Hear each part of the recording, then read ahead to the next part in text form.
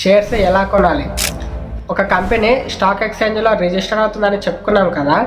ఎలా అంటే ఒక కంపెనీ యొక్క టోటల్ నెట్వర్త్ 100 కోట్లు అనుకుంటే అందులో 50% అంటే 50 కోట్ల ఆస్తిని షేర్స్ లాగా డివైడ్ చేయాలని అనుకుంటుంది.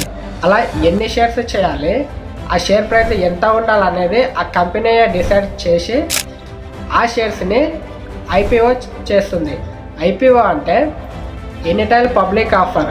అలా ఆఫర్ చేసిన షేర్స్ని మనం కొనాలి అంటే మన దగ్గర ఒక డిమాట్ అకౌంట్ అనేది ఉండాలి.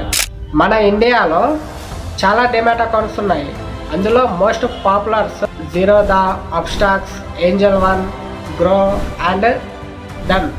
అసలు డిమాట్ అకౌంట్ అంటే ఏంటి, ఆ అకౌంట్ ఎలా ఓపెన్ చేయాలనేది నెక్స్ట్ వీడియోలో చెప్తా. వీడియోని సేవ్ చేసి పెట్టుకో. అండ్ ఈ టాపిక్ మీద ఏమైనా డౌట్స్ ఉంటే కామెంట్ చేయి.